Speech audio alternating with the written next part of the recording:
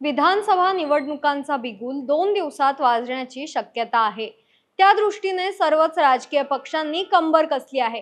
युती आघाडीसाठी विविध पक्षातील नेत्यांच्या चर्चा बैठका यांना उधाण आलं आहे। मतविभाजनाचा फटका बसू नये म्हणून महाविकास आघाडी आणि महायुती राज्यातील छोट्या मोठ्या पक्षांना आपल्याकडे खेचण्यासाठी जोरदार प्रयत्न करताना दिसतात। अशातच बुलढाणा जिल्ह्यातील आक्रमक प्रभावी शेतकरी नेते रविकांत तुपकर यांनी मातोश्रीवर जाऊन उद्धव ठाकरे यांच्याशी चर्चा केली आहे।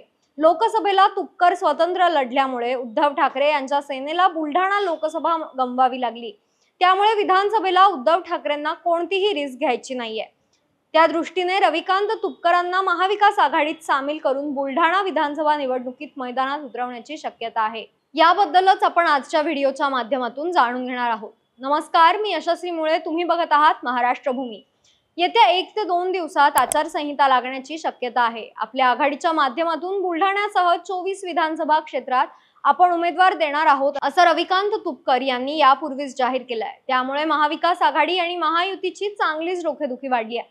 त्यात घटक पक्ष देखील जागांसाठी बार्गेनिंग करत असल्यामुळे जागा वाटपाचा तिढा अजूनच गुंतागुंतीचा होऊ शकतो। अशातच विदर्भातील शेतकरी नेते रविकांत तुपकर यांनी नुकतीच उद्धव ठाकरेंची भेट घेतली आहे। त्यामुळे बुलढाणा जिल्ह्यात कोणती नवीन राजकीय समीकरणे जुळवून येतात हे पाहणं महत्त्वाचे ठरणार आहे। प्रथम रविकांत तुपकर कोण आहेत, त्यांची एवढी चर्चा का होतीये हे जाणून घेऊयात। रविकांत तुपकर हे महाराष्ट्रातील राजकारणी व गेली 22 वर्षांपासून शेतकरी चळवळीचे अग्रणी नेते आहेत। ते मूळचे बुलढाणा जिल्ह्यातील आहेत। तसेच ते महाराष्ट्र राज्य वस्त्रोद्योग महामंडळाचे अध्यक्ष होते। त्यांना राज्यमंत्री पदाचा दर्जा होता। ते राजू शेट्टीच्या स्वाभिमानी शेतकरी संघटनेचे राज्याचे नेते होते। पण अंतर्गत मतभेदांमुळे जुलै 2024 मध्ये तुपकरांची स्वाभिमानी मधून हकालपट्टी करण्यात आली। त्यानंतर लगेच त्यांनी आपली वेगळी चूल मांडत पुण्यात महाराष्ट्र शेतकऱ्यांच्या तिसऱ्या आघाडीची म्हणजेच महाराष्ट्र क्रांतिकारी आघाडीची घोषणा केली। सर्वसामान्य शेतकरी व कष्टकऱ्यांच्या प्रश्नांवर आक्रमकपणे आवाज उठवणारा नेता म्हणून त्यांची ओळख आहे। ते आपल्या अभ्यासू, परखड व आक्रमक भाषणांसाठी प्रसिद्ध आहेत व युवकांमध्ये त्यांची विशेष क्रेज आहे। विद्यार्थी, तरुण, शेतकरी व कष्टकऱ्यांच्या प्रश्नांवर त्यांनी आजवर अनेक आंदोलनं केलेली आहेत। त्यासाठी अनेकदा तुरुंगवासही त्यांनी भोगला आहे। नुकत्याच पार पडलेल्या लोकसभा निवडणुकीत बुलढाणा मतदारसंघातून प्रस्थापितांची चांगलीच दमछाक त्यांनी केली होती। मवियाने त्यांच्याशी जुळवून घेतले असते तर ते आज खासदार राहिले असते असे त्यांचे समर्थक सांगतात। त्या निवडणुकीत तब्बल 2.5 लाख मते त्यांनी प्राप्त केली होती। याचा जोरदार फटका ठाकरे गटाच्या नरेंद्र खेडेकर यांना बसला। जवळपास 30,000 मतांच्या फरकाने शिंदे गटाचे प्रतापराव जाधव चौथ्यांदा खासदार म्हणून निवडून आले आणि केंद्रात मंत्रिपदी वर्णी लागली। लोकसभा निवडणुकीत जिल्ह्यातील 4 विधानसभा क्षेत्रात तुपकरांनी निर्णायक मते घेतली होती। सिंदखेड राजा मतदारसंघातून तर त्यांना 20,000चं लीड मिळालं होतं। सोबतच मेहकर मतदारसंघात 55,000 मते मिळाली।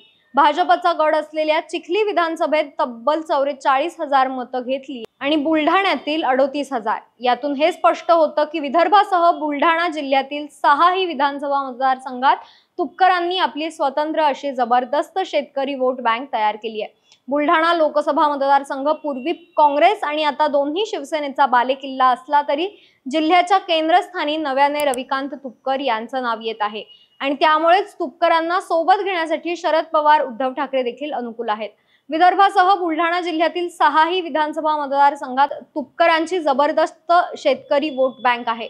तुपकर स्वतः सिंदखेड राजा किंवा बुलढाणा या विधानसभा मतदारसंघातून उभे राहू शकतात। त्या पार्श्वभूमीवर अगोदर जयंत पाटील आणि शरद पवार आणि आता उद्धव ठाकरे यांच्या सोबत तुपकरांची भेट झाली आहे। लोकसभेप्रमाणे विदर्भासह बुलढाण्यात आपल्याला मत विभाजनाचा फटका बसू नये यासाठी तुपकरांनी महाविकास आघाडीत यावं अशी ठाकरे यांची इच्छा आहे। तसं आवाहनही ठाकरे यांनी केल्याचं समजतंय।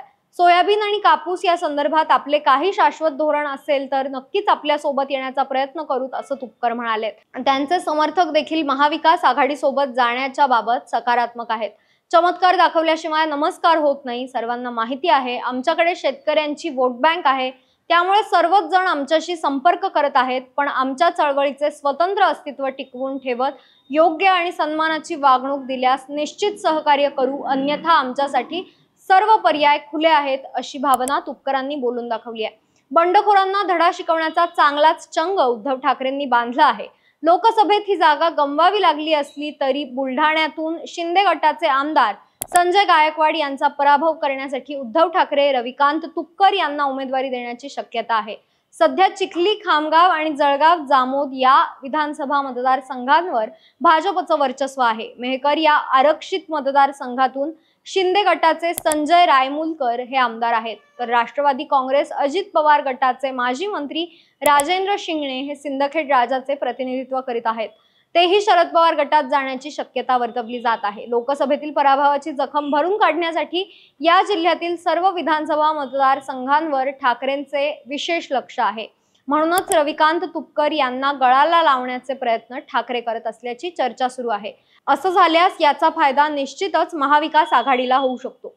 याबद्दल तुम्हाला काय वाटतं? विदर्भासह बुलढाणा जिल्ह्यासाठीची ठाकरेंची ही रणनीती महायुतीला धोबीपछाड देणार का? तुपकरांच्या माध्यमातून ठाकरे कमबॅक करणार का, की महायुती आपला गड शाबूत ठेवणार? आम्हाला कमेंट्सच्या माध्यमातून नक्की कळवा। धन्यवाद।